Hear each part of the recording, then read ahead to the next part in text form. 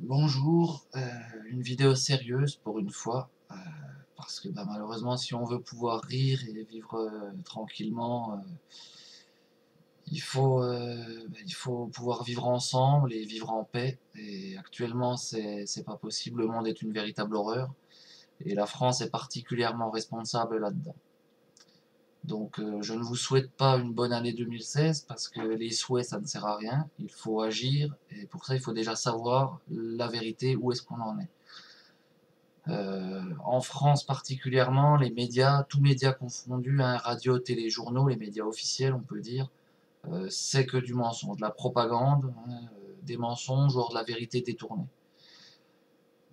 Par rapport à ça, il existe des médias corrects qu'on peut trouver sur Internet notamment, dont je vous ai mis quelques liens parce que c'est des gens qui sont bien sûr mieux informés que moi et qui font mieux leur travail. Moi, je ne vais pas ne faire que répéter ce qu'ils disent, hein, donc je vous ai mis des liens pour aller voir ce qu'ils font, pour que vous puissiez vous informer.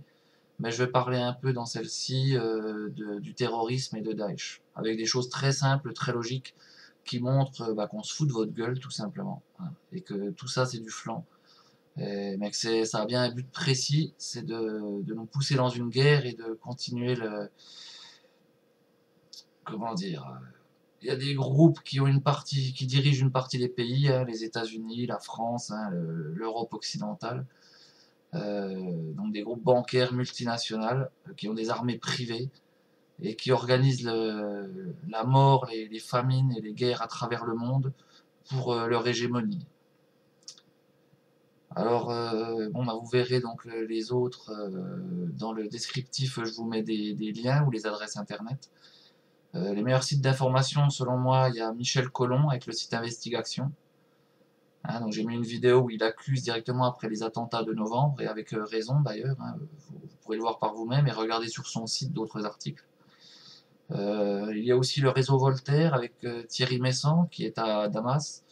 Euh, Très très bon, et notamment sur la situation au Moyen-Orient et en Syrie, hein, parce qu'il est directement sur place. Il était en Libye avant que ce pays libre ne se fasse détruire par l'Occident.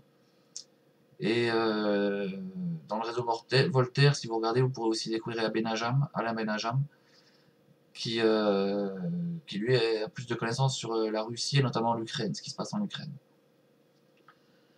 J'ai également mis, alors peut-être pour ceux qui ne connaissent pas, la meilleure vidéo d'introduction, si on peut dire, même si ça va en choquer peut-être beaucoup qui ne regardent que la télé ou que les journaux, de Meta TV. Avec trois intervenants qui expliquent assez bien la situation mondiale, donc par rapport au terrorisme et à Daesh, mais aussi au monde, parce que tout est relié. Tout est relié. Alors en ce qui concerne Daesh, justement, c'est cette connerie qu'on nous raconte de terroristes ennemis, soi-disant, même avec les informations que vous avez eues, avec une logique simple, il est facile de voir à quoi on a affaire. Daesh est un petit groupe qui est apparu sur les ruines des pays détruits, des pays libres qui ont été détruits par la coalition occidentale. Donc l'Irak, la Libye, la Syrie qui a été attaquée par la suite. Hein. Donc ils sont déjà pas apparus n'importe où, mais sur les ruines de pays qui vivaient très bien, notamment la Libye, qui avait le plus haut niveau de vie d'Afrique. Donc cette petite organisation terroriste qui apparaît tout d'un coup, en très peu de temps, hein, en un an ou deux, prend une très grande ampleur. À ce moment-là, on nous dit d'ailleurs que ça fait un an ou deux que la coalition occidentale se bat contre Daesh. Alors là, c'est quand même assez drôle, hein, c'est là qu'on voit que c'est pas drôle. C'est de l'humour noir, si on peut dire. Donc une coalition qui a réussi à détruire des pays avec des armées, hein, donc l'Irak, l'Afghanistan, la Libye, n'arrive pas à vaincre, ni même à avoir le moindre résultat face à un petit groupe terroriste qui vient d'apparaître. Puisque en 1 à 2 ans de frappe de la coalition occidentale, Daesh n'a fait que progresser, que s'agrandir, hein, prenant de plus en plus de territoires et attaquant des pays souverains comme la Syrie. Euh, donc là déjà, ça se fout un peu de la gueule du monde. On peut se demander d'ailleurs, est-ce qu'ils les ont attaqués ou soutenus? Bon, là-dessus, il y a de nombreuses preuves qu'ils ont reçu de l'armement d'Occident. Hein, en Syrie notamment, ils avaient de l'armement français, FAMAS et autres. Il y a eu le ministre irakien, il y a, je sais plus si c'est cette année ou l'an dernier, donc ministre irakien placé quand même par les Américains, hein, on peut pas dire qu'il est anti-occidental, qui après avoir abattu 2 avions anglais qui amenaient de l'armement à Daesh, a demandé au gouvernement anglais et américain d'arrêter de livrer de l'armement à ces groupes terroristes, parce qu'il faut bien savoir que les attentats à Paris, c'est à peu près rien.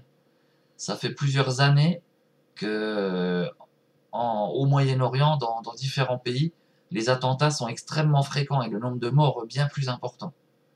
Hein. Donc je ne dis pas que ceux qui sont morts là, c'est rien du tout, mais je dis simplement que par rapport ça fait des années que ça existe, ça fait des années qu'on les arme, hein, enfin moi j'ai rien à voir avec ça, mais que nos gouvernements les arment. Euh, et donc voilà, il y a pas eu de, il n'y a rien eu qui a été fait par nos gouvernements pour arrêter cela. La preuve est aussi que les Russes qui sont arrivés très récemment, hein, là ça fait 2 mois qu'ils y sont, hein, on est tout début janvier 2016, dès le premier mois, ils ont obtenu des succès un peu partout, stoppant l'avancée de Daesh en Syrie et aussi vers la Libye, et le faisant reculer. Donc comment se fait-il que voilà, les Russes qui viennent de débarquer, qui n'ont pas encore de gros effectifs, arrivent en très peu de temps à avoir des résultats? Alors qu'en un an ou deux, avec les frappes soi-disant de la coalition occidentale, Daesh ne faisait que progresser. C'est pas très compliqué, quoi. On peut aussi voir qui attaque Daesh. Daesh, soi-disant ennemi de l'Occident, mes couilles, hein, mes couilles. Qui attaque Daesh? Est-ce qu'il attaque les Américains? Est-ce qu'il attaque Israël? Est-ce qu'il attaque les Français, que ce soit les sociétés ou les ambassades ou autres? Non, pas du tout. Les seuls pays qui attaquent Daesh, ce sont les pays que veulent détruire les Occidentaux. Des pays libres qui refusent d'être les esclaves des banques et des multinationales. Daesh n'attaque pas non plus le Qatar ou l'Arabie Saoudite. Non, ils attaquent en Irak, ils attaquent en Libye, ils attaquent en Syrie, le Liban aussi, ils espèrent. Enfin, ils font. Voilà, il suffit de regarder qui ils attaquent pour bien voir de quel côté ils sont. Les attentats en France, au final, ce ne sont que de petits attentats comparés aux guerres meurtrières qui font des milliers de morts qu'ils font là-bas. Et c'est d'ailleurs des attentats qui sont plutôt favorables, qui se passent juste avant les élections, comme par hasard, et qui sont pas plutôt favorables au gouvernement en place ici.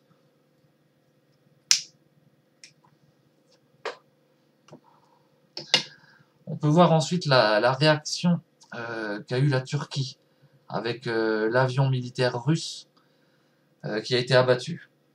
Donc la Russie a prouvé qu'elle combattait véritablement le terrorisme, et sur tous les points, sur tous les fronts, puisqu'elle s'est rendue compte qu'une bonne partie du financement de ce terrorisme, hein, de Daesh, provenait du pétrole qu'elle avait volé dans cette région. Pour cela, les Russes ont apporté les preuves de ce qu'ils affirmaient, hein, par satellite et autres, que pour ça vous avez donc une vidéo de Thierry Messant et un article qui le montre et le prouve, si vous pouvez vous renseigner sur d'autres médias. Le pétrole volé par Daesh est envoyé en Turquie, de là il passe ou vers l'Ukraine, Ukraine qui a un gouvernement pareil qui n'a aucune légitimité, hein, qui a été placé par l'Occident après un coup d'État qui n'a rien de populaire. D'ailleurs c'est les nazis, hein, on en reparlera une autre fois, hein, le parti Svoboda en Ukraine. Et une grande partie de ce pétrole va en Israël, là il est réétiqueté, puis renvoyé à Chypre, en France et en Italie. Donc voilà une partie du financement de Daesh. Une autre grande partie du financement, c'est par les drogues, hein, et notamment avec l'héroïne. Et ça, renseignez-vous aussi, hein, si vous connaissez un peu des gens et vous vous baladez dans la rue, vous avez pu vous rendre compte que le prix de l'héroïne a été divisé par 3 peu de temps après l'invasion de l'Afghanistan par les Américains, et que la quantité disponible sur le territoire français, mais aussi aux États-Unis, en Europe, on va dire en général, a été largement accrue depuis que les États-Unis s'y trouvent. Hein. D'ailleurs, je crois que je ne sais plus si c'est cette année ou l'an dernier, selon les rapports officiels, je crois que c'est de l'ONU, la production en Afghanistan a triplé, alors que le pays est sous contrôle militaire américain. Hein. Et qui profite de cette drogue et de cet argent? Et bien justement des terroristes comme Al-Qaïda ou Daesh. Avec des militaires américains qui contrôlent le pays, on peut se demander comment ça arrive. Avec les satellites, la surveillance, quand on sait qu'ils ont été capables de tuer les enfants de Kadhafi au missile, on peut se dire qu'ils savaient exactement où se trouvent les personnes et comment ça se passe. Ouais. Parce que c'est des tonnes dont on parle. Des tonnes qui... Alors déjà les champs qui doivent produire, ensuite raffiner pour transformer le pavot en héroïne, et ensuite il faut l'expédier vers l'Europe, vers les États-Unis, à différents endroits dans le monde. Tout comme pour le pétrole, c'est des convois entiers avec des dizaines, des centaines de camions qui vont vers la Turquie. Ce que la Russie a attaqué, d'ailleurs, pour justement couper l'approvisionnement en argent de Daesh. Et c'est là que la Turquie a réagi en abattant un avion militaire russe. Alors sur cette histoire, il y a aussi quelque chose d'intéressant à savoir, c'est que l'avion militaire russe n'a pénétré en territoire turc que de 22 secondes. C'est-à-dire que c'est pas une invasion, il n'a pas pénétré vraiment sur le territoire, c'est un avion à réaction, il a simplement fait un virage, quoi, en empiétant, donc 22 secondes, juste le temps de faire un demi-tour. Et comment a-t-il fait pour être abattu? Ben parce que les Turcs s'y attendaient. Et ça pour une raison bien simple, c'est que les Russes, qui eux combattent vraiment le terrorisme, fournissent tous leurs plans de vol à l'OTAN. L'OTAN, donc les Turcs qui en sont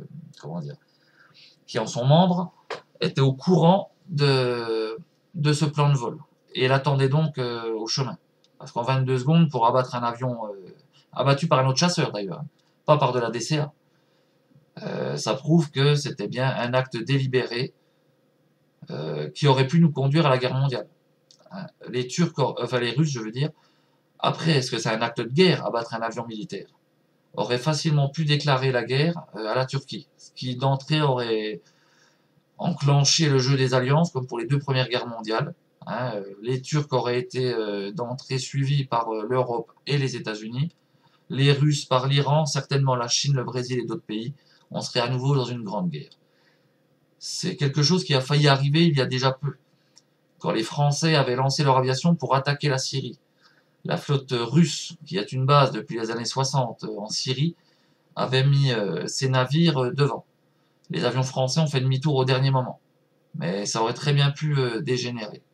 Ça fait déjà 2 fois qu'on évite une guerre mondiale, et guerre dont on serait les responsables. Il faut bien le savoir, les agresseurs, les nazis aujourd'hui, c'est nous.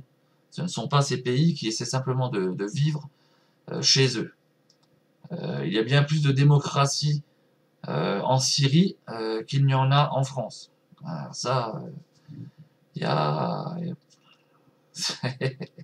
si on connaît un peu la Syrie ou certains de ces pays, ça pose aucun problème. Vous n'en avez peut-être pas l'impression parce qu'on vous dit que c'est une dictature, ce qui est complètement faux.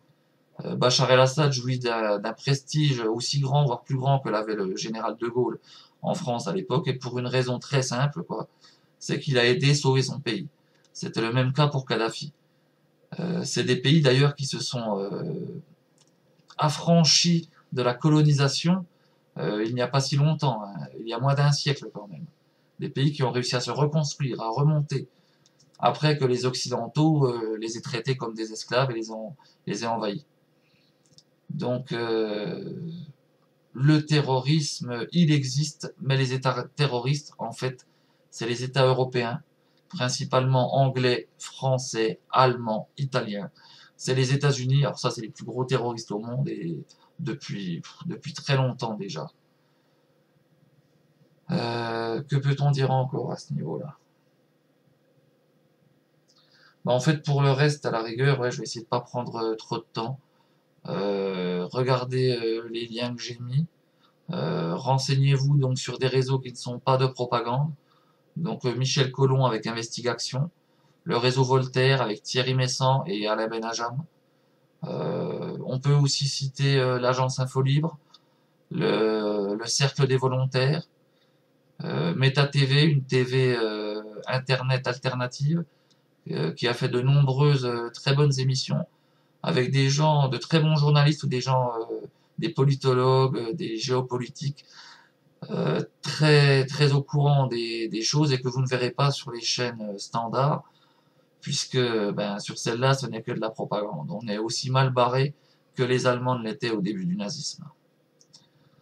Alors, ma foi, c'est pas perdu, mais c'est à nous aussi de créer une véritable république, d'être de véritables citoyens et de vivre dans une démocratie, de vivre en paix et ensemble. On en a largement les moyens. Allez, ciao les gars!